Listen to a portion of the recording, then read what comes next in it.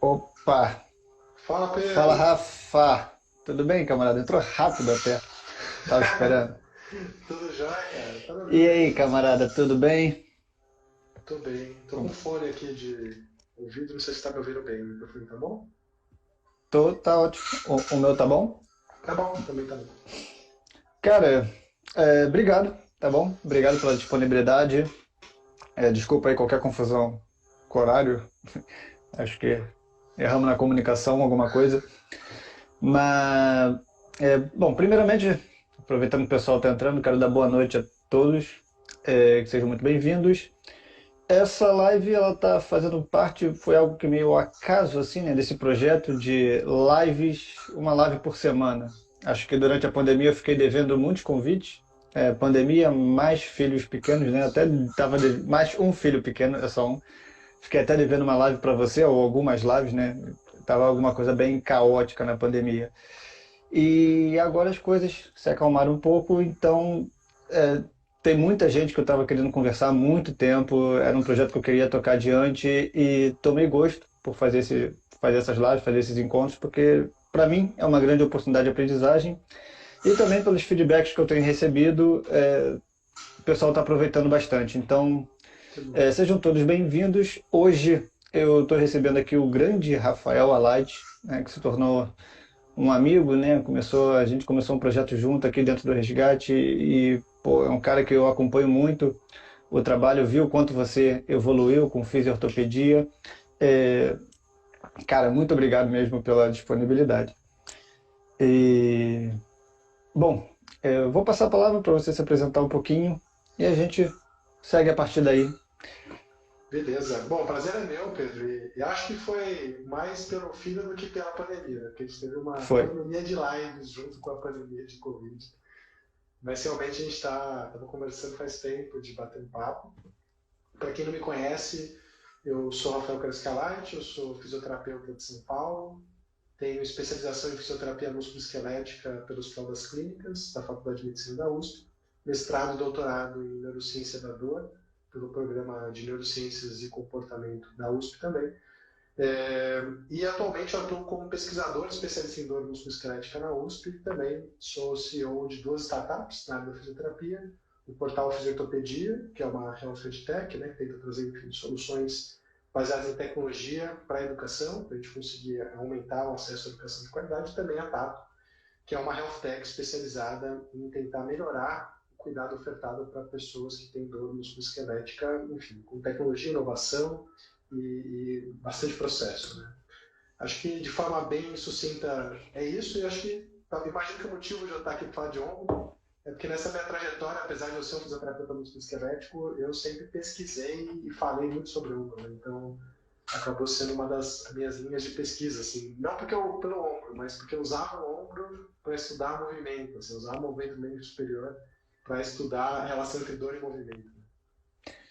Cara, primeiro eu vou até pedir para depois, no final, a gente falar um pouco sobre, principalmente a sua startup, que eu não conheço a Tato. Eu vi que Legal. você lançou esse projeto, mas deixar no final para você explicar um pouquinho melhor, que eu tenho algumas dúvidas. Eu achei a proposta bem interessante. E sim, ombro, dor e movimento, né? Algo que eu sempre relaciono. Eu penso em você, no primeiro momento, quando surgem algumas temáticas e pô, vira e mexe, eu tropeço em alguns estudos, eu já vejo, cara, isso aqui tem dedo do Rafael, né? Coisas do ombro. Essa semana mesmo, semana passada eu separei um estudo aqui, pô, já que a live está marcada, eu vou cair um pouco, até para fazer algumas perguntas para o Rafa. Legal. É, então, aproveitando essa sua linha de pesquisa sobre ombro, né, essa toda sua trajetória que você especificou bem para essa região do corpo, eu estava lendo esse trabalho que você fez junto com a Gisele, né, que foi publicado agora em junho, que é uma segunda análise de um ensaio clínico que vocês fizeram juntos. Uhum. Tá? Uhum. Só para nortear, eu fiz até tentei fazer algum resumo, falei com a Gisele, tentei fazer algum resumo ali Legal. para nortear um pouquinho, que era um assunto que eu queria trazer aqui para a live, que eu acho que vai dar várias ramificações para a gente discutir. Legal. Rolaram algumas perguntas também em torno disso, então eu acho que é bem interessante. É, eu acho que é até melhor se você puder falar. um pouquinho do ensaio clínico original, tá? Da Legal. proposta, e também a necessidade dessa segunda revisitada nos dados e o que que você encontrou ali, né? O que que vocês encontraram, como é que foi essa discussão, que até tem alguma, a própria medida que vocês utilizaram, ela é nova, assim, para mim eu ainda não tinha visto, então achei bem interessante. Legal. Eu acho que é legal a gente contextualizar quem está nos ouvindo com relação ao estado da arte, da evidência, da reabilitação da dor no Uhum, ombro, porque isso, na verdade, estava por trás da lógica do ensaio clínico, que foi conduzido e também da nossa análise. A gente tem ainda uma visão muito forte na literatura que a gente chama de cinesiopatológica com relação, enfim, todo o corpo, né, mas o ombro, como é uma das principais queixas, mais especificamente, normalmente a terceira, de prevalência e que leva à procura de pacientes a profissionais de saúde, ela é uma das mais investigadas junto com dor no joelho e dor de coluna. uhum, E existe uma lógica, ou pelo menos uma crença comum, de que as queixas do ombro estão associadas com alterações da postura e do movimento escapular. Então, no passado, se a gente voltar lá para a época do Lear, né, inicialmente quando começaram a pesquisar isso, ainda era uma visão muito estrutural do ombro, né, muito baseada nas alterações estruturais do manguito rotador e das estruturas subjacentes à articulação do ombro. Mas, mais ou menos na década de 80, 90, começou a ter uma visão muito pautada em biomecânica para explicar a origem, manutenção e a reabilitação de queixas do ombro. E eu diria que hoje a gente está ainda numa hype sobre isso, né? O papel da sim. escápula e o papel da escápula na dinâmica do movimento do membro superior. Só que o que aconteceu ao longo do tempo é que começaram a surgir alguns ensaios clínicos randomizados, normalmente com uma amostra pequena, às vezes uma qualidade, um risco de viés alto, ou seja, uma qualidade ruim de estudo, mas que esses estudos começaram a não comprovar a tese de que, olha, um olhar voltado para a escápula, para mudar a postura, para mudar movimento, é melhor do que um olhar mais geral na reabilitação. Uhum, Isso começou a levantar uma série de perguntas para vários pesquisadores, né? Inclusive a pergunta de será que a escápula tem algum papel, de fato, na reabilitação das queixas do ombro e na origem das queixas do ombro? Então, o ensaio clínico original da Harumi, ele teve como ideia tentar verificar isso. Assim, será que a gente somar a um treino geral de força do membro superior, uma abordagem focada na escápula, focada, né, em tentar melhorar o padrão de movimento escapular, ou seja, será que existe efeito adicional de olhar para a escápula de uma forma mais específica, na melhora de dor e função? E o trabalho dela foi o maior trabalho com pessoas com dor no ombro com síndrome subacromial, em termos de amostra. E o que ela identificou é que não existem diferenças entre os grupos com relação à melhora de dor e função, que é o que importa para os pacientes. Os pacientes não vêm, né, um fisioterapeuta, por exemplo, para verificarem a posição da escápula. Eles querem melhorar a sim. dor, querem melhorar a função, querem prevenir alguma queixa. E o estudo original não encontrou isso. E existe uma classe de análise que a gente pode fazer em ensaios clínicos, que é o que a gente fez nesse trabalho, que é chamada de análise de mediação. Sim. Se confunde muito o que é efeito clínico da explicação de como, porquê e para quem alguma coisa acontece. Um ensaio clínico randomizado, ele meramente fala que em pessoas com aquelas condições, na média, quando você faz uma intervenção comparada com a outra, você vai ter um efeito médio X. É só isso que ele fala. A explicação da intervenção, ela não está sendo testada pelo ensaio clínico. Então, mesmo quando você pega o ensaio clínico, né, da educação física, por exemplo, para um desfecho como emagrecimento, por exemplo, e você encontra que existe uma intervenção mais eficaz do que outra para gerar esse desfecho, isso não quer dizer que a explicação que é dada para aquela intervenção funcionar é verdade.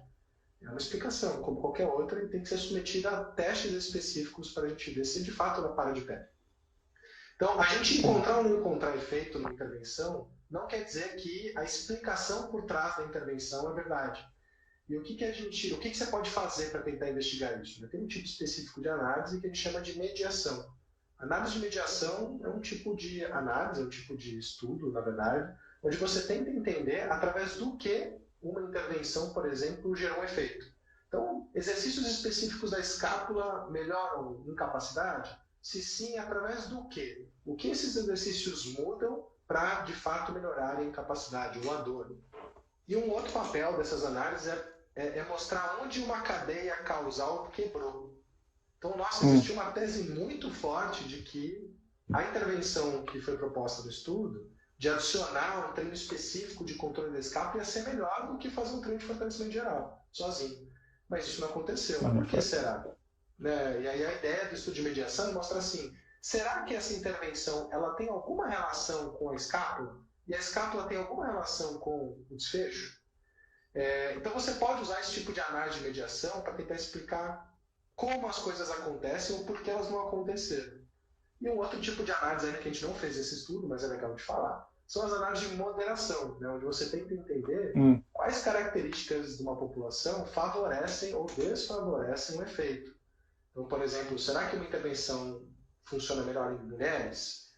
Uma análise de moderação pode falar para quem ela tem mais chance de funcionar ou menos chance de funcionar. A gente conduziu um estudo de mediação desse trabalho e o que a gente identificou não só um treino específico de escápula adicional ao treino de fortalecimento não foi melhor para melhorar a dor e função do que só fortalecer, né, o complexo do ombro e a escápula, né, envolvendo todo o complexo do ombro, como também a gente na verdade não encontrou que esse treino específico tem alguma relação com mudar o padrão da escápula. E a gente também não encontrou nessa análise que a escápula tinha alguma coisa a ver com dor e função. Então, em resumo, o que a gente pode concluir é que apesar dessa lógica ainda ser muito vigente, de que existe alguma relação entre postura e movimento escapular na origem e na melhora clínica, né, de pessoas com dor, o que a gente encontrou é que não parece ter nada a ver. E esse é o único tipo de estudo que de fato pode responder esse tipo de pergunta. Né? Se uma intervenção atua ou não através dessa via específica. Não, realmente foi a primeira vez que eu vi essa medida sendo usada e achei interessantíssimo, porque eu não sabia nem que era possível fazer esse tipo de análise. Olha que interessante, eu estou um pouco distante do ambiente acadêmico, então é algo que eu vou correr um pouco atrás. Mas interessante alguns pontos que você toca em relação, primeiro, ao modelo cinesiopatológico, e até para fazer uma introdução para os próximos temas aqui. Também para quem não me conhece, quem pode estar chegando aí pela sua rede, ou enfim, quem pulou de paraquedas e não sabe, eu não sou fisioterapeuta, meu nome é Pedro Emerson, eu não sou fisioterapeuta, eu sou profissional de educação física e, enfim, né, dando continuidade ao podcast, há alguns anos, né, eu resolvi levantar uma bandeira dentro da minha profissão, que é que a gente se aproxime mais do que caras como o Rafael, como todo esse grupo, né, como muitos brasileiros, pesquisadores brasileiros, estão levantando algumas bandeiras na fisioterapia para, não é nem, enfim, né, pensar além do modelo cinesiopatológico, né, ver as falhas desse modelo e, enfim, como é que a gente pode ajudar mais pessoas na prática. E a ideia é que, cara, a educação física ela precisa achar um papel também, né? Precisa achar o seu espaço dentro desse novo discurso, não é? Por que eu falo isso? Porque ainda é muito comum o profissional de educação física achar que ele tem a capacidade de dar diagnósticos cinético-funcionais, que isso é dever dele, que ele precisa explicar mecanismos, que ele precisa, enfim, todo aquele ambiente que o modelo cinesiopatológico ele criou, como você falou, né? Desde ali da década de 90, início dos anos 2000, ainda é muito presente dentro da realidade do profissional de educação física. E eu me sinto muito confortável de falar, porque é meu lugar de fala, né? Eu entendo isso e tem muitos colegas que conseguem enxergar isso. Outros ainda não, né? Vem um pouco com reticência esse meu discurso. E então todas essas evidências, né, que em relação a que tendem a falsear esses modelos baseados em correção postural, em correção de movimento, e que, na verdade, muitos tipos de intervenção relacionados ao movimento podem beneficiar uma pessoa com dor crônica, né? A gente já está expandindo aquela ideia da dor lombar somente, né? Mas eu acho que já é permitido olhar para uma dor crônica no joelho, uma dor crônica no ombro e fazer algumas inferências, como esses estudos, esses próprios estudos, esses ensaios que você falou. Cara, isso é ótimo. Na minha perspectiva, é ótimo que, beleza, quer fazer uma correção de escápula, pode funcionar, como também exercícios gerais podem funcionar. E o que eu tiro disso tudo que você falou é que a necessidade de explicar o mecanismo é que a gente não tem nenhum suporte ainda, talvez agora, né, com esse tipo de esse caminho que vocês começaram agora em junho com essa publicação, a gente já pode começar a pensar, ou vocês já podem começar a pensar em, em próximos passos, né, em relação à causa, né, ou não causa de uma intervenção funcionar. E existe algo que você normalmente fala, você já trouxe para mim há um tempo atrás, e a fisioterapia, talvez isso seja muito presente nesse momento da fisioterapia, e, e que também é algo bem legal de se discutir, que é em relação ao termo modificação de sintomas na hora de prescrever um exercício. Isso é uma tecla que você bate muito e eu gosto da forma como você discute isso. Eu só vou abrir aqui uma entrada, mas acho que você pode pegar o gancho a qualquer momento. A gente tem a ideia, pelo menos na educação física, eu sei que uma parte da fisioterapia também, da ideia de que quando a gente vai propor um exercício, a gente está, muitas das vezes a gente acaba se confundindo, talvez, ou então a gente está mais preocupado no movimento como desfecho e menos no sintoma como desfecho. Ou então em algum protocolo que a gente precisa seguir e menos no sintoma, né? E enquanto existem outras estratégias que a gente também vai trabalhar modificando o movimento, mas não com esse objetivo, né? Acho que você poderia falar um pouquinho mais sobre isso de uma maneira melhor, assim. Legal.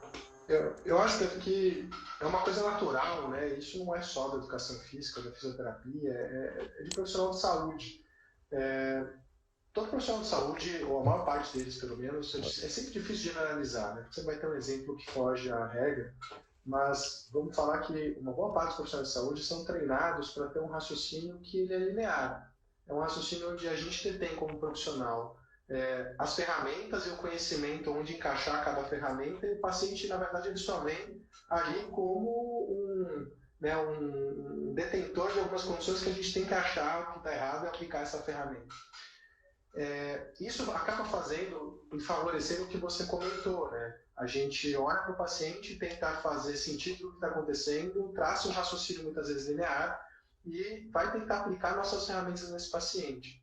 Mas na nossa cabeça, muitas vezes, independente da nossa área de atuação, o nosso raciocínio está no que a gente chama de desfecho substituto.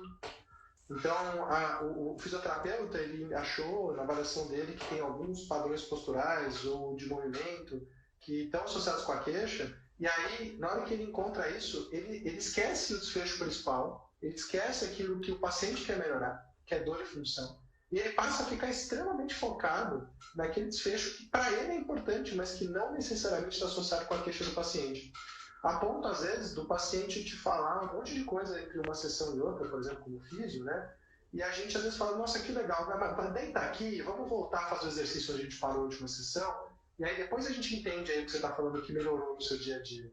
Às vezes o paciente tem dicas super valiosas que ele aprendeu, experienciou do que você falou, mas a gente está preocupado em continuar recrutando aquele músculo porque a gente achou que aquele caminho era o certo.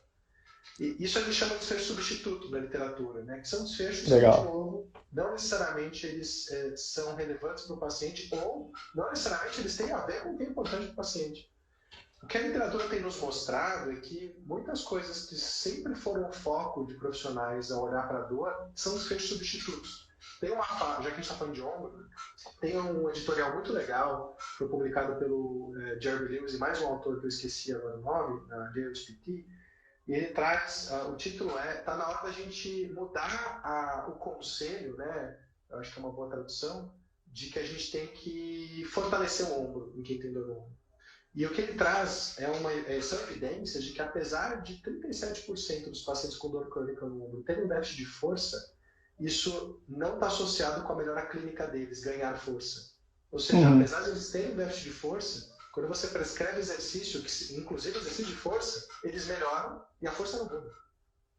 Então, interessante mesmo. Esse é um ponto, e a gente discutiu isso no podcast recente, né? Que quem está assistindo, convido aqui quem está nos escutando a escutar o podcast. Depois eu boto o link de novo. Legal. É que a gente discutiu isso no podcast, né? Eu acho que e aí eu acho que esse que é um ponto, assim, enquanto nós profissionais estamos focados nesses desfechos substitutos, muitas vezes o que está de fato associado com a queixa do paciente é a interação de vários fatores, né? E só para não ficar falando eternamente e acabar o raciocínio, no meu doutorado, uma parte do meu doutorado foi investigar os mecanismos de ação na literatura mesmo, disponíveis, né? Então, eu fiz uma revisão sistemática de estudos de mediação, né, que é um tipo de estudo que eu comentei agora, para você tentar entender por que ou como as coisas funcionam. E eu varrei a literatura inteira. Foi uma revisão grande, onde eu estudei os mecanismos de ação de abordagens baseadas em exercício, mente corpo e cognitivo-comportamentais para dor crônica primária, então, um subtipo de dor crônica. Mas o que é interessante que eu achei é o seguinte: faz tempo que a gente entende que a dor é multidimensional. Isso quer dizer que é a interação de vários fatores no indivíduo que faz com que a experiência de dor aconteça. Mas se a dor é multidimensional e a incapacidade relacionada à dor também é multidimensional, não faz nenhum sentido a gente pensar que as intervenções que funcionam nesses pacientes são lineares e unidirecionais. Então não faz sentido eu pensar que o treino de força ajuda o meu paciente porque eu ganho força, enquanto a dor e a incapacidade são mantidas pela interação de vários fatores. O que essa revisão sistemática que eu fiz, né, foi publicada inclusive se eu não me engano, o Journal of Pain, o Clinical Journal of Pain, foi que quando você olha a literatura inteira, o que você encontra são duas grandes mensagens.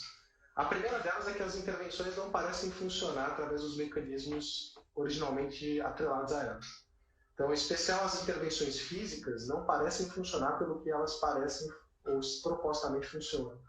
Então, o treino de força não melhora a função porque ganha força, por exemplo. Sim. Esse é o primeiro ponto. E o segundo ponto é que, sem exceção, todas as intervenções atuam por vários mecanismos. Ou seja, quando você propõe uma abordagem baseada em movimento para o seu paciente, ele não só melhora, por exemplo, porque você produz analgesia endógena nele, né, que é um mecanismo proposto para exercício funcionar, mas você também acaba diminuindo níveis de medo que esse paciente tem, você acaba diminuindo a catastrofização relacionada à dor, você acaba mostrando para ele que ele tem algum controle sobre o sintoma dele quando ele faz movimento, isso chama autoeficácia, e você modula isso também. Você acaba, por exemplo, modulando a expectativa que ele tem de que sente dor, e você modula vários fatores que vão juntos acabar gerando a melhora clínica do paciente. Então, acho que essas são as duas mensagens importantes, né, do nosso entendimento atual. Assim, não dá para manter um raciocínio linear para explicar por que uma intervenção funciona, quando a gente já entendeu que o que faz as doenças acontecerem, inclusive dor, é a interação de vários fatores. Então, o que funcionar vai atuar através de vários fatores também. Sim. E na prática, em relação à seleção de exercício também, como é que é essa questão da modificação do movimento em função da dor? Né? Porque o que eu entendo, né, também de ler, de ouvir, essa decisão ela precisa, em algum grau, ser compartilhada com, né, a gente precisa fornecer informações que sejam relevantes para o paciente ou para o aluno, né, com essa proposta, porque a ideia, pelo menos muitas das vezes, que eu acho que a gente já tem uma literatura que consegue nos dar algum suporte, que a gente não tem que evitar a dor, né, que, como você falou, já tem uma compreensão da dor que ela está muito presente, né, que dor não é simplesmente um sinal de um problema no sistema, né. A nossa compreensão da dor mudou. Esse é um discurso, pelo menos que eu vejo, que ele tem um certo grau de defasagem. Mas ainda assim, aí eu sempre, quando eu falar, eu vou tender muito a ver a perspectiva do profissional de educação física, tá? Que está talvez uma esfera mais distante de onde vocês estão em relação à dor, né? Até porque não faz parte da nossa formação básica, né? Isso que eu descobri também que muitos cursos da fisioterapia também não fazem. Também não faz, não faz. E eu descobri pior ainda que cursos de medicina também não tem uma cadeira clássica de neurociência da dor. Então eu não sei quem é que está estudando dor na formação básica. Eu acho que ninguém está estudando dor, né? Isso é grave pra caramba, né? Mas, então voltando, né? Eu acho que o nosso papel, né, como profissional de educação física, ele seria quase um terceiro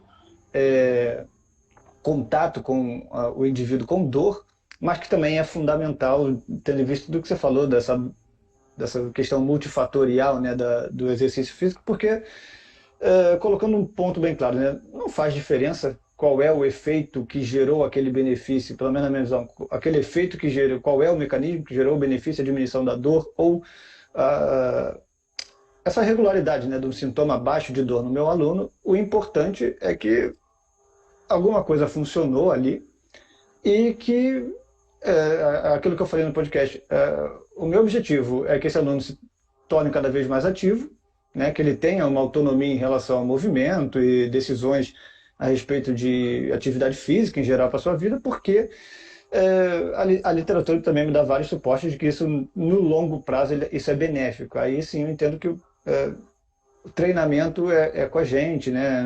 Periodização, programação, enfim, outros aspectos de segurança. Mas sim, ganho de força, condicionamento, enfim, somos nós profissionais que a gente tem que levantar essa bandeira, mas também dentro desse todo raciocínio que vocês vêm desenvolvendo desde aquela primeira abordagem clínica com o médico, com o fisioterapeuta. Mas talvez na prática essa ideia da modificação a respeito da dor ainda não seja, em função da dor, não seja muito clara, né? Porque talvez alguns padrões de movimento, eu não quero ficar repetindo usando esse termo, mas algumas questões comportamentais em relação ao movimento podem parecer ou entrar em dissonância com aquilo que seria uma disfunção, de um movimento disfuncional que eu estou permitindo que ele aconteça, né? Porque mais é um movimento que, de certa maneira, diminuiu o sintoma do meu aluno, né? Como é que a fisioterapia vem lidando com isso na prática, né, em relação à dosagem de carga, tomar de decisão para modificar, para retornar a um outro padrão de movimento? Se você puder falar alguma coisa, a gente pode falar, mas também se quiser expandir para alguma outra área que você possa dar um exemplo melhor, fica à vontade. É só porque para educação física isso é um termo e é uma realidade bem distante, essa questão da modificação de sintomas. Eu acho que a gente tem que tomar só um cuidado ao falar sobre dor, porque dor Uhum, envolve algo extremamente heterogêneo.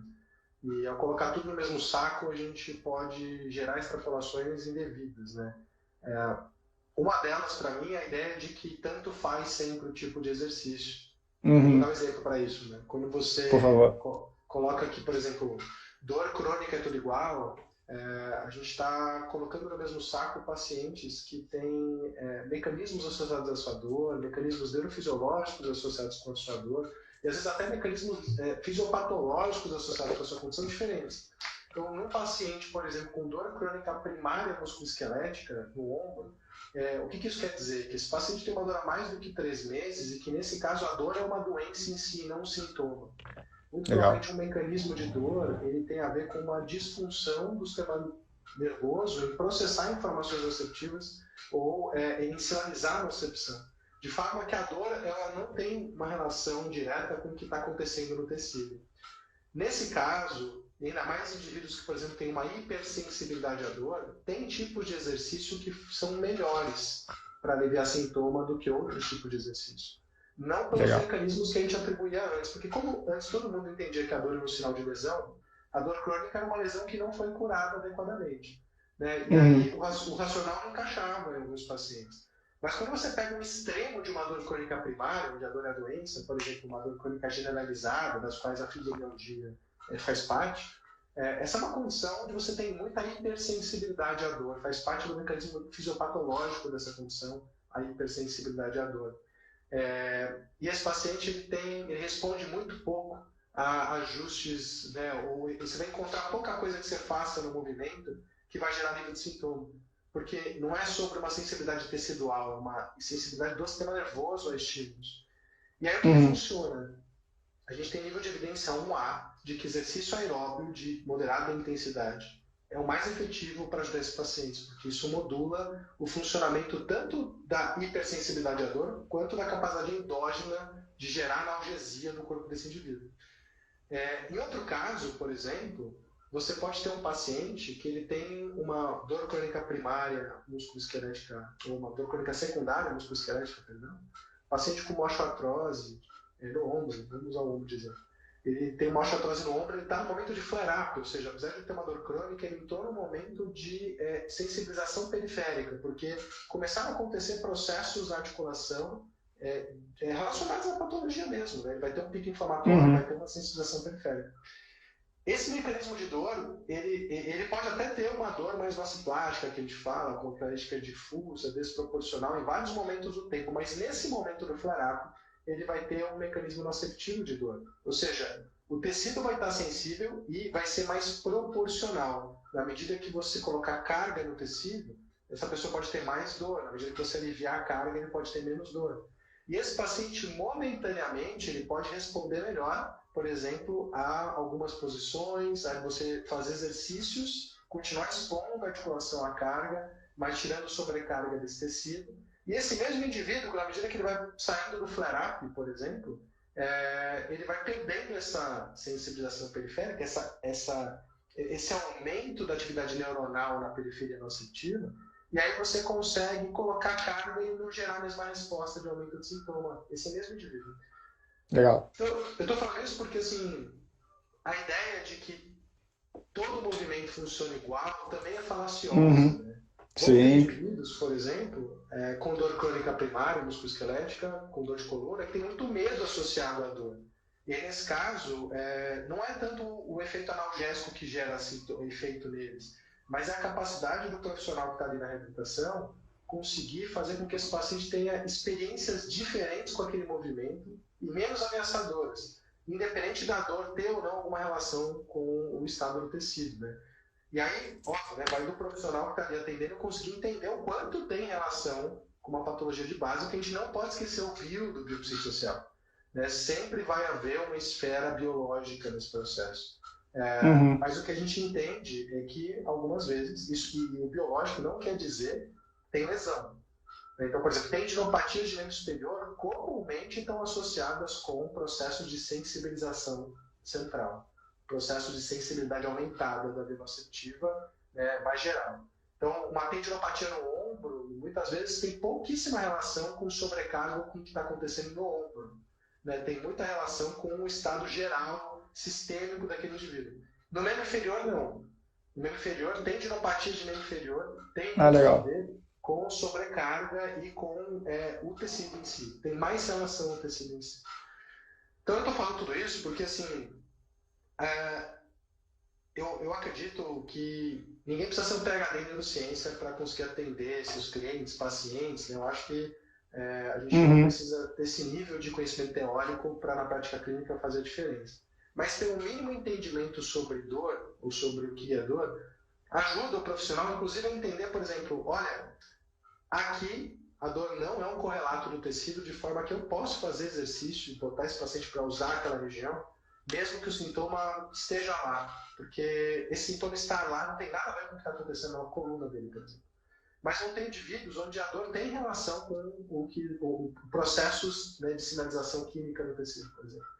De forma que você tem que respeitar o nível de sensibilização, não porque você está piorando a lesão, né, mas porque vai piorar o sintoma. Você vai deixar esse paciente, esse cliente sensível. E isso esses mecanismos fazem com que a gente, na verdade, deveria fazer com que a gente olhasse para intervenções baseadas em movimento com um leque mais amplo. Porque vão ter intervenções que vão ter um foco, por exemplo, num paciente com dor, muito de gerar analgesia endógena mesmo. Apesar de todos os benefícios sistêmicos e multidimensionais que eu falei, o mecanismo principal é gerar analgesia. Outras intervenções vão ter como foco mudar, por exemplo, a concepção que aquela pessoa tem de ameaça para se movimentar.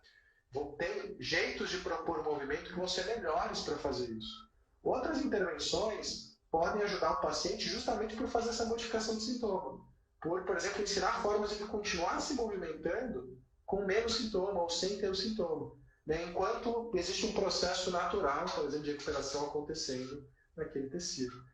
Então, eu acho, e essa é uma impressão minha, talvez como fisioterapeuta, mas acho que serve para qualquer profissional do movimento, que olhar para o movimento e para a relação de dor e movimento de forma menos linear ajuda a abrir o leque de opções que eles têm para usar o movimento. Sim. Né, que é a mensagem desse editorial que eu falei. Assim, ele fala assim, ó, a gente tem que mudar o conceito de tem que fortalecer o ombro. Tem que ficar fazendo exercício de manguito para dor no ombro. Não tem que fazer exercício de manguito para dor no ombro. O que ele traz nessa reflexão olha, se não é um exercício de força que ajuda essas pessoas, é um movimento que ajuda. Então, se você parar de ficar focado em só ganhar força e começar a fazer essa pessoa se movimentar, né, de forma gradual, experimentar novas formas de se movimentar, formas que não geram tanto sintoma, você vai conseguir muitas vezes ter um leque muito maior de ação para poder fazer essa pessoa conseguir ficar melhor com aquele sintoma.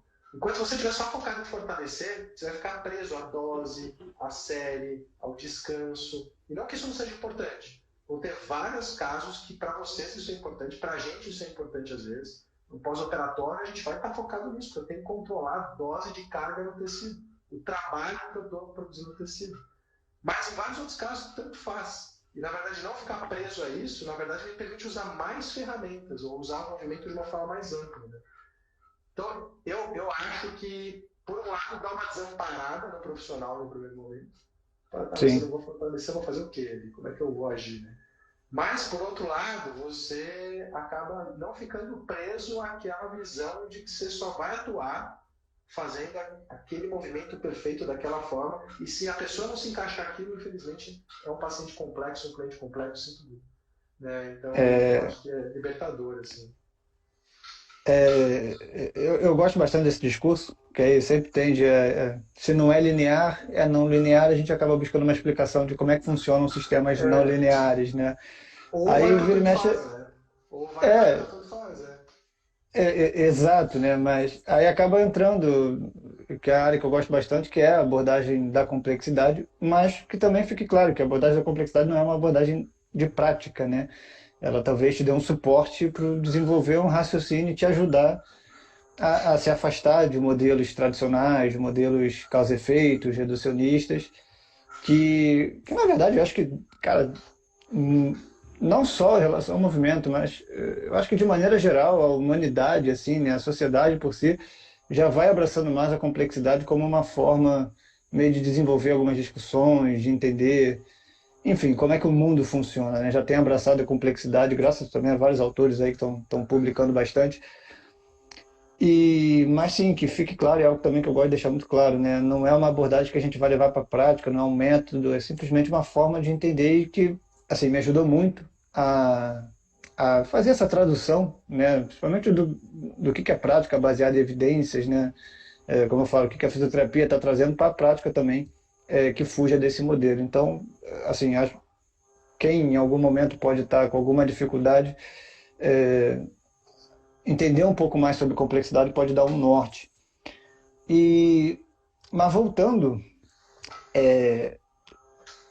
em relação voltando agora lá no início, em relação ao próprio estudo que vocês fizeram, um aspecto interessante que eu vi alguma discussão no Twitter que estava rolando em cima desse estudo, e então acho que foi até o Adam Minkes que fez a chamada, pô, exercício de estabilização escapular, não estabiliza a escápula, não mudam o posicionamento, mas são bons para fortalecer músculos que estabilizam a escápula. Beleza, e só, né? Pode ou não diminuir a dor.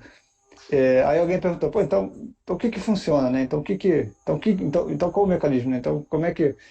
Aí tem um outro camarada também que eu gosto muito, que é o Derek Griffin, que ele também tá sempre jogando ali umas discussões legais. Ele falou, cara, aí foi mais ou menos isso que você falou do Jeremy Lewis, que, cara, às vezes foi simplesmente dar função pro ombro, né?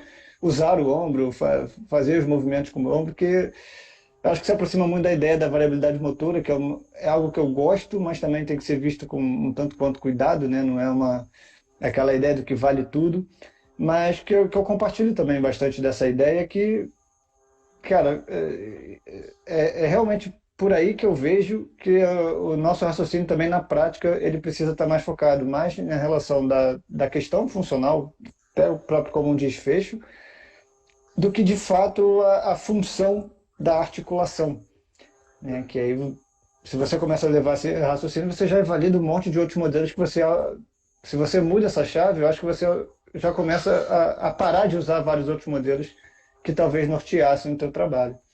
Exato. Então, né, o que é o desfecho, né? Quais são as expectativas do seu cliente, do seu paciente, do seu aluno?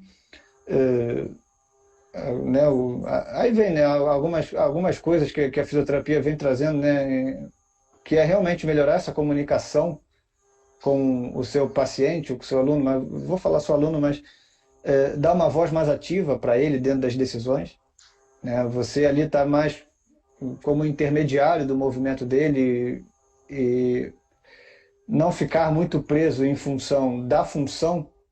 Beleza, saber cinesiologia, saber biomecânica é muito importante, mas não é o desfecho final que a gente está interessado, né? Não é, a gente não vai usar a biomecânica simplesmente porque é uma vantagem, aquele movimento leva uma vantagem biomecânica melhor, mas sim como um auxiliar para o desfecho final, que é a diminuição do sintoma, manter esse sintoma mais baixo no longo prazo, né? Ou zerado, caso possível, mas também associar ali, ajudar ele a lidar com aquele todo cenário, né? Eu acho que, pelo menos na minha profissão, a gente tem muito medo da dor, até porque talvez seja um tanto quanto desconhecido o que isso tudo significa na prática para a gente. Sim. Então, Mas é o eu acho que é senso uma. comum também, né? Eu acho que o Exato. senso comum, e eu falo isso também na fisioterapia, eu acho que o senso comum hoje é que a dor é um sinal de que tem algo errado no corpo. E mais dor é pior, né? Se está piorando é pior. Pô, Então, assim, acho que isso não é só da educação física, isso é, é, né, de eu, todo mundo. eu tive o desprazer de agora em julho. Eu tive primeiro um prazer de conseguir, durante 2 meses, me manter ativo, né? Fazer uma rotina de treinamento em que eu consegui. Então, meu filho entrou para a creche, melhorou muito a minha qualidade de vida. Consegui, consegui voltar a treinar, então estava correndo bem e tal. E caí na estupidez de uma sexta-feira, do nada, fazer uns tiros aqui na praia de Caraí. Né? Cara, no segundo tiro que eu fiz, no segundo sprint, eu lesionei meu adutor. Na hora ali eu já vi, cara, deu ruim, deu muito ruim, sabe? Aquela ideia. Eu sempre fui ativo, né? Eu sempre joguei basquete e tal, mas talvez minha última lesão tenha mais de 15 anos, então tem um grande ato aí dessa sensação que ela veio. E é interessante quando acontece com a gente, né? Que por mais que a gente leia e tudo, mas, cara, uma lesão, né? Automaticamente já desencadeou ali em mim uma quantidade de efeitos cognitivos, né, associados primeiro com a minha. Eu já comecei a mancar, né, obviamente, logo de cara, é impossível. Aquela ideia de que vai piorar a minha lesão, ela é muito real, mas aquela sensação de que eu não deveria ter feito aquilo, ou que o meu planejamento agora mudou e eu vou ter que ficar parado, é, que pô, eu ia ter que buscar meu filho e agora, cara, eu vou me atrasar. Então, vem uma enxurrada de efeitos negativos que muitas vezes a gente não coloca isso na balança para o nosso paciente ou para o nosso aluno, né? O quanto essas questões emocionais também estão ali influenciando e não é só a questão a mecânica, né? Então, aproveitando esse gancho que eu estou falando, a minha rotina de reabilitação foi dessa vez, pela primeira vez, né, com algum suporte que eu tenho, foi um de enfrentamento, né? Foi um de realmente fazer qualquer exercício que eu poderia fazer ali, mas não era questão, a minha ideia não era a força que eu estava trabalhando, porque eu não estava fraco, eu não fiquei fraco porque eu me lesionei, né? O meu adutor ele estava com uma incapacidade de eu me conectar com ele, né? De eu ativar, porque doía, mas ao mesmo tempo a dosagem de carga foi muito importante para que eu, pô, em uma semana já conseguisse trotar novamente, que para mim também gerou um efeito benéfico, acho que talvez tão importante quanto foi na hora da lesão. Então foi uma experiência que eu tive o desprazer, mas também o prazer, porque deu tudo certo, né? Eu já não sinto dor, já consegui fazer meus trotes e minha rotina de novo. Mas foi uma experiência bem legal porque meio que me deu uma ressignificada nisso tudo que eu estou lendo, né? E também como os meus alunos, às vezes a gente fica um pouco distante da prática física mesmo, né? Como profissional, e não tem muita oportunidade de se lesionar ou sentir dor. Mas é bastante interessante isso, né? Foi uma experiência bastante interessante. E vou passar a bola de volta para você em relação para onde é que está caminhando, né? Você publicou esse estudo agora em junho, você ajuda, né, como coautor. Você fala bastante do Jeremy Lewis, né? Dessa uma opinião, né, que ele publicou.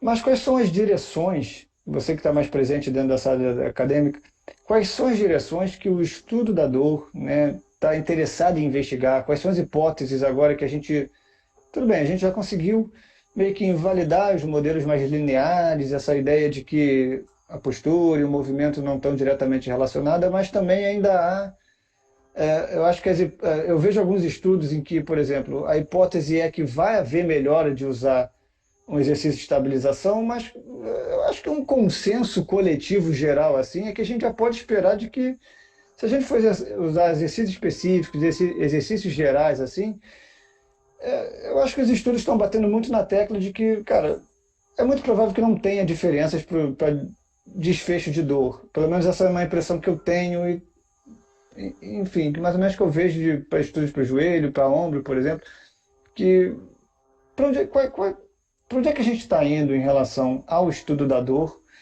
e movimento? Eu acho que é importante primeiro separar as áreas da pesquisa, né? Porque vão ter pesquisas que vão ter objetivos completamente diferentes. Então, o que a gente chama de pesquisa clínica são pesquisas que tentam prever o futuro, basicamente assim, né? A gente não consegue prever o que vai acontecer com o nosso cliente, paciente, amanhã, daqui uma semana, daqui um mês, não dá para saber o que vai acontecer.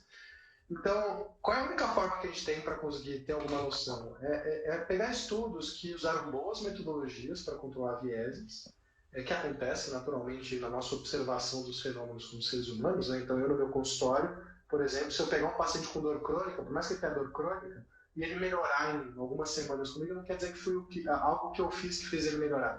Porque, por exemplo, Sim. 70% dos pacientes com dor crônica têm surtos e remissões. Ele vai vir buscar no surto e é muito provável que esse seja o momento onde ele tem mais chance de melhorar sozinho, independente do que eu fizer. Então, a minha experiência como clínico diz muito pouco sobre o que de fato está acontecendo ali. Então, a área da pesquisa clínica, ela tenta falar o que tende a acontecer com pessoas parecidas ou com uma população específica, que a gente traduz em falar que são pessoas parecidas com o meu cliente ou paciente. Então, por que eu posso falar que 90% das dores de coluna lombar aguda melhoram de 4 a 6 semanas? Porque quando você pega uma população grande de pessoas com dor lombar aguda, é o que acontece na média com essas pessoas. Por que eu posso falar que 70% das que melhoram vão ter recorrências nos próximos 6 meses? Porque isso é o que tende a acontecer com pessoas parecidas com isso, ou com essa condição. De forma que se eu pego um paciente que tem uma dor lombar aguda e se encaixa naquela população, por exemplo, ele não tem red flags, ele não tem, né, alterações neurológicas, né, de sensibilidade e força, não tem alterações de continência, não tem nenhum sinal que remeta a uma patologia grave, eu posso ter alguma confiança ou certeza em olhar na cara dele ou dela e falar, ó, nas próximas 4 a 6 semanas, provavelmente você vai ficar bem, depende do que a gente fizer. Então, Hum. a pesquisa clínica tem esse papel, né, de me ajudar a olhar para frente, tem o papel de me ajudar a entender o que na média, ou quais intervenções na média tendem a O que funcionar que numa você pode população. esperar, né? Esse é o papel dela, né? E aí, nessa área da pesquisa, o que a gente espera é encontrar intervenções que sejam cada vez mais eficazes ou custo-efetivas, né? Porque não necessariamente uma intervenção que tem mais efeito no ensaio clínico resolve uma dor do mundo real. Às vezes você precisa de tanto treinamento e é tão caro para você conseguir implementar uma solução que, por exemplo, ela não é aplicável, ela não é implementável no mundo real. A gente tem um dado disso com relação, e não é exatamente sobre ser caro, né, mas é sobre treinamento, com relação a treino nórdico para evitar lesões no futebol. A gente tem Uhum. evidência desde 1970, 80 de que você fazer treino nórdico, por exemplo, reduz a taxa de lesões musculares no futebol. Mas isso nunca foi feito, nunca foi implementado, apesar de existir evidência de boa qualidade há muito tempo. Foi quando a FIFA fez um programa de implementação chamado FIFA 11 Plus, que ela investiu em marketing e deu uma roupagem para treinos como esse, e meio que facilitou com que os clubes usassem, que o mundo real sentiu diferença. Então, a pesquisa clínica vai sempre querer achar melhores intervenções e ela vai querer, normalmente, achar melhores intervenções que de fato são aplicáveis no mundo real. E o Sim. caminho que está acontecendo nessa área é o caminho de intervenções multidimensionais, ou seja, intervenções que não são focadas em só resolver aquele, né, uma coisa complexa através de uma variável. A terapia cognitivo-funcional dentro da fisioterapia é um exemplo disso. A primeira abordagem da fisioterapia que é multidimensional para dor de coluna, e hoje a gente já pode falar que ela é mais eficaz do que a fisioterapia até então. Ela tem Pô, mais legal, cara. efeito para, pelo menos, função do que a fisioterapia baseada no exercício, controle motor e terapia manual combinada. Então, acho que essa é uma tendência né, da pesquisa clínica nessa área do ombro. Né? E eu estou participando de uma pesquisa grande, né, na USP, onde a gente vai trabalhar algumas dessas intervenções. A gente vai trazer para o RCT, pela primeira vez, terapias de exposição, que são abordagens voltadas para reduzimento e comportamento de evitação para pessoas com dor crônica no ombro, para a gente conseguir entender se isso é melhor ou é mais eficaz do que exercícios, por exemplo, para o complexo do ombro, numa população com dor crônica no ombro.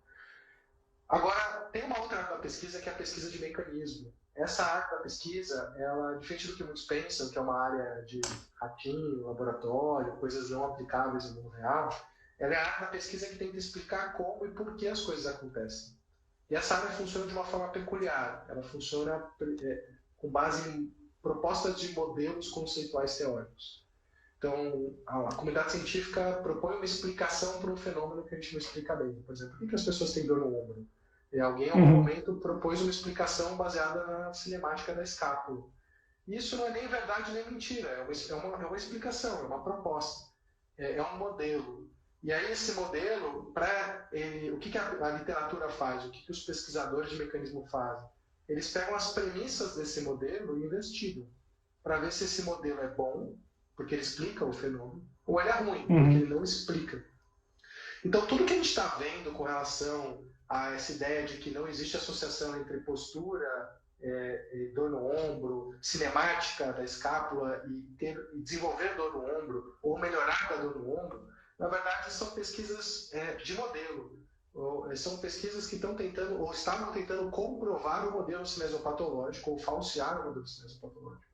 E o que elas estão mostrando para a gente é que o modelo cinesiopatológico, ou seja, o modelo que tenta explicar que casos de dor acontecem por alterações estruturais e de movimento, que vão levando a pequenas sobrecargas, né, dos tecidos por uma biomecânica inadequada, e ao longo do tempo vão gerando microlesões no tecido, e isso gera lesão e dor, e o tratamento para isso envolve você corrigir essas alterações. Esse modelo não explica. É isso que a literatura mostra pra gente. Esse modelo não é um bom modelo. Porque apesar de fazer sentido, ele não explica por que as pessoas têm dor, porque elas desenvolvem dor, porque elas têm dor, porque elas continuam a ter dor por mais tempo que deviam, porque elas não melhoram, não melhoram. Ele não consegue explicar isso.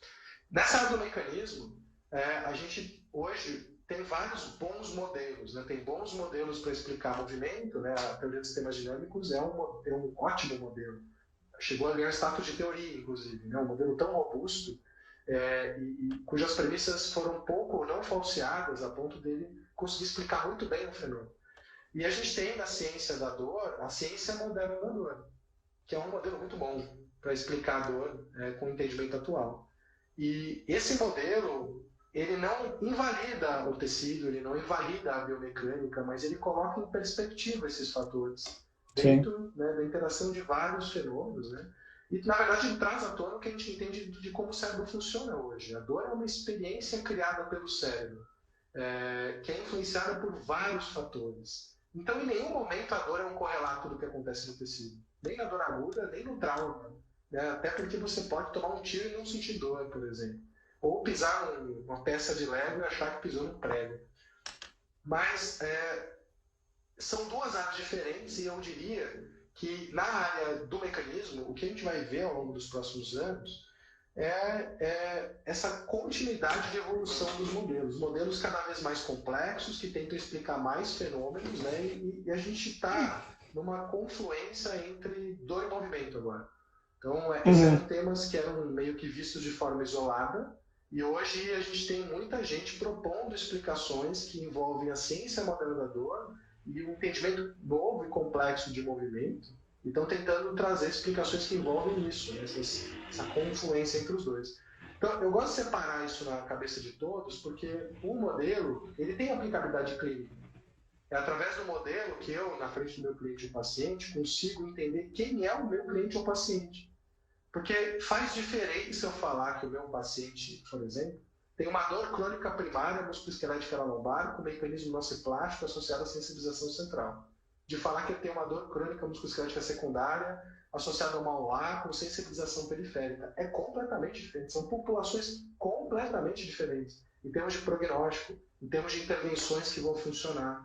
Então, modelos servem para a gente, no dia a dia, conseguir usar como um mapa mental para a gente poder falar sobre as coisas, dar nome às coisas, para que a gente entenda quem é o nosso cliente, quem é o nosso paciente, e assim a gente conseguir, para a literatura clínica, tentar entender quais estudos existem para nos ajudar a prever o futuro com alguma assertividade.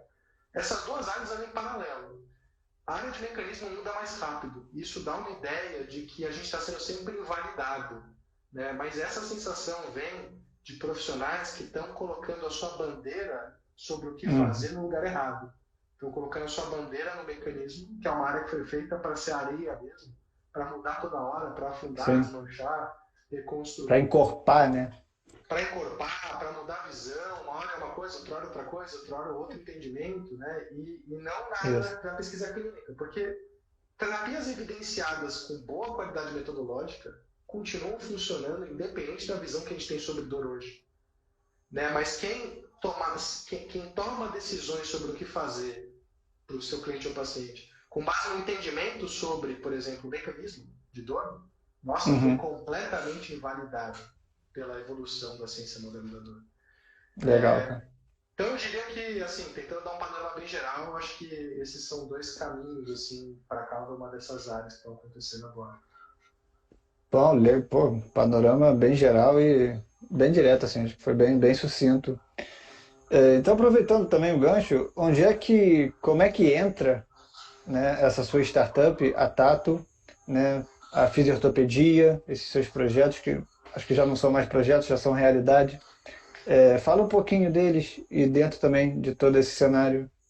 Legal. A fisiortopedia, na verdade, foi a primeira startup que a gente começou, né, em 2019. Ela é uma Health EdTech, é uma startup de ensino e tecnologia que tenta resolver alguma dor do mercado através de tecnologia e inovação. E a gente veio tentar endereçar uma dor que é o fato de que na fisioterapia e em outras áreas, apesar de ter muito profissional, né, no caso da fisioterapia, a gente é um dos países com mais fisioterapeuta do mundo. A qualidade do cuidado ofertado é muito baixa. No Brasil, mais ou menos 85% dos fisioterapeutas oferecem cuidados de péssima qualidade sem comprovação científica para os seus pacientes. E a gente veio com a ideia de tentar democratizar o acesso à educação de qualidade, informações de qualidade, a capacitações de qualidade e educação continuada. Porque além de a gente ter, né, um cenário de profissionais dispersos por todo o país, a gente tem uma concentração muito grande de formações na região sudeste, infelizmente. Então, a gente veio pelo online tentando mudar processos de ensino e aprendizagem para mudar esse cenário. E hoje o Fisiortopedia já tem realmente quase 5 anos aí de estrada, a gente já tem 15 mil fisioterapeutas na plataforma, já formamos aí 2 mil alunos nas nossas pós-graduações. Então, a gente já fez bastante coisa no Fisiortopedia, mas ao longo do tempo, o que a gente percebeu, por estar nessa comunidade de fisioterapeutas, com muitos profissionais e conseguindo entender as dores deles em vários cantos do Brasil, foi que talvez a gente pudesse usar inovação e tecnologia para endereçar a problemática da dor musculoesquelética por outras vias. Hoje a dor musculoesquelética é um conjunto de doenças que são as mais caras do mundo e no Brasil a situação não é diferente.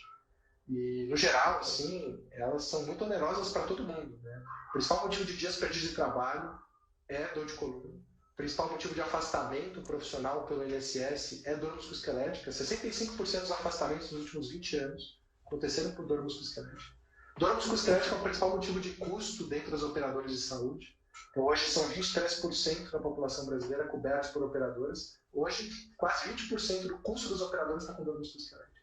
Então, é uma problemática gigantesca, né? E o que a Tato faz? A Tato hoje, ela presta serviço para empresas e operadoras de saúde, e ela tenta, através de processos de gestão de cuidado, triagem especializada, uso de tecnologia, e principalmente tentando aumentar o acesso a tratamentos custo-efetivos para quem precisa, fazendo telereabilitação, telemonitoramento, melhorar o cuidado que pessoas com dor estão recebendo, né? E hoje a gente está aí no momento oferecendo nossos serviços para algumas isso, assim, mapeando quem tem dor, conseguindo estratificar risco e prognóstico e tentando dar o melhor cuidado disponível para essas pessoas com base em evidência, né, e com base.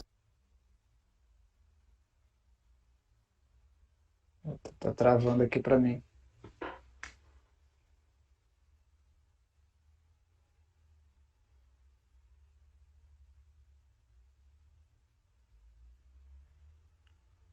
Tá, o pessoal tá me ouvindo?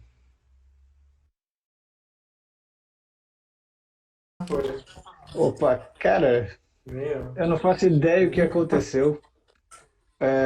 Você começou a falar do Tato e travou seu vídeo. Aí voltou, travou. Aí eu tentei mudar aqui a internet, aí caiu tudo. Eu não sabia se era aí ou se era aqui. Mas também eu parei agora, demorei um pouquinho porque eu estava querendo salvar essa primeira parte pelo menos. Já não sabia se ia travar ou não. Mas, mas sei lá se o pessoal estava entrando aí, o que estava acontecendo, porque para mim travou tudo. Você estava falando do Tato, mas você chegou a falar bastante do Tato. Você falou que o Tato tem parceria com operadoras de saúde e oferecem serviço de na verdade, a teleatendimento, gente oferece serviços de telereabilitação gestão de cuidado, né? Ou seja, e, dentro das operadoras hoje, e- existe. Isso é um aprendizado de bastante tempo que a gente foi tendo, né?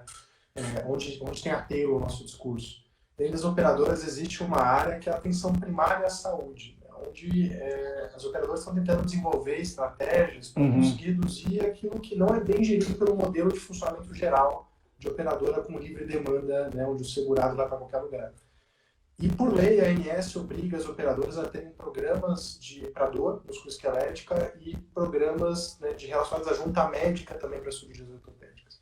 Então, o que a gente começou a perceber é que existia uma demanda muito grande dentro das operadoras para conseguir lidar melhor com questões musculoesqueléticas. Hoje o que a gente oferece a gente assume esses programas de dor musculoesquelética. A gente usa o nosso processo de triagem uhum. digital, que envolve, né, onde a gente detecta bandeiras vermelhas, estratifica risco desse paciente. A gente começou a olhar para o desenvolvimento de modelos de IA para conseguir ajudar a gente a predizer alguns desfechos. E a gente tenta já começar a mudar a trajetória do paciente ali. Então, se o paciente não tem uma red flag, a gente não vai indicar ele, por exemplo, no pronto-socorro, no médico especialista. A gente educa, orienta e já tira ele dessa rede credenciada. E aí, a gente acompanha o paciente, telemonitora com a nossa equipe. A nossa equipe hoje é composta por fisioterapeutas, especialistas em dor musculoesquelética, que vão conseguir fazer intervenções, vão conseguir entender se o tratamento está sendo proposto para esse indivíduo tal ou não correto, se ele já estiver em tratamento. E a gente também atende essas pessoas com a nossa equipe. Então, hoje, a gente faz não só gestão de Ah, cuidado, mas legal. também a gente oferece a telereabilitação. E esse é um ponto importante, assim, para a gente reduzir custo e endereçar esse problema, a gente não pode atender todo mundo e nem todo mundo muito bem, porque senão você gera muito custo, né? Você, ao invés de ajudar a operadora, por exemplo, ou o cliente a reduzir custo, você gera muito custo. Então, o grande segredo é a gente conseguir identificar quem precisa desse atendimento mais profundo, né? E isso vem com processos, vem com prática baseada em Entendi. evidência e também com tecnologia, para a gente conseguir cada vez mais identificar quem precisa de mais cuidado e atenção, né? Porque vai evoluir para uma trajetória ruim, de excesso de diagnósticos, medicalização em excesso, cirurgias necessárias e por aí vai. Então, hoje a Tato ela é uma health tech especializada em tentar resolver essa problemática da dor musculoesquelética para operadoras e empresas, né? Ela tem esse foco específico. Ela, é, obviamente eu não conseguir pegar tudo, eu teria muitas perguntas para fazer, mas talvez uma primeira, e você também falou muito disso, da questão dos fisioterapeutas, mas ela não está no primeiro momento para substituir a fisioterapia tradicional que os planos de saúde eles oferecem, né? Que É, é um outro tipo é, de serviço, certo? Ou até vocês até para indicar também para esse hoje tipo de a gente não atendimento se prende à fisioterapêutico. ideia do tele, né? A trajetória completamente digital para o paciente, para a gente poder embarcar tecnologia, embarcar ciência de dados, usar sim o teleatendimento quando a gente puder, porque isso dá acesso para a Hum, gente até encobrir áreas onde as operadoras não têm praça hoje, não tem rede credenciada hoje, tá. por exemplo. Mas é usar também essa nossa rede de profissionais para conseguir fornecer apoios presenciais. Então, a gente não é uma empresa de atendimento online, né? Nós somos uma empresa que tem que usar tecnologia e melhores serviços para Tá bom. solucionar a problemática da dor musculoesquelética. E a saúde é um mercado bem diferente de outros mercados. Assim, nada na saúde é exponencial em termos de crescimento e a adoção de novas tecnologias e inovação é sempre lenta. De forma que, se a gente conseguir identificar aquelas pessoas que realmente precisam de mais atenção, quais são aqueles 20% que vão levar os 80% de custo, a gente já consegue ter um impacto muito grande no sistema. Assim. E essa tem Entendi. sido a nossa proposta. Né? Longe de substituir rede credenciada em todo o Brasil, até porque redes funcionam em operadoras de uma forma que eles pagam porque tem que ser, porque a lei obriga e muitas vezes redes credenciadas fazem porque recebem, né? Sim, Mas são pagamentos de 7 a 15 reais por sessão, algo que é inviável, né, de você oferecer um trabalho de qualidade. Então, nosso objetivo, na verdade, de longe é substituir, sim, sem né, mas dúvida. é tentar alocar melhor recursos. Acho que esse é o ponto. Tá. Não, ótimo, Rafa. Camarada, eu não vou te prender muito, mas muito obrigado pela sua disponibilidade, tá? Muito obrigado pela sempre, né? Sempre esteve disponível quando eu precisei, a gente precisei tirar dúvida. Foi bem enriquecedor isso aqui. Tirou, mais uma vez, várias dúvidas minhas e provavelmente tirou dúvidas de muitas pessoas, mas eu acredito também, quem tenha ficado com alguma dúvida, você vai ser sempre bem solícito para responder, né? Também no que eu puder ajudar, o pessoal que ficou essa segunda parte, primeira parte deu algum chabugo aí que eu consegui salvar, mas quem quiser assistir a primeira parte, tá? Essa aqui já está encerrando, ela é mais curtinha, mas a primeira parte ela já está no meu Instagram, vai ficar lá um tempinho. É, Quero agradecer mais uma vez, Rafa, tá? Prazer é meu, Sempre Pedro. Boa muito bom noite aí para falar com todos você. que ficaram com a gente até agora. Isso aí, galera. Boa noite, eu vou encerrar por aqui.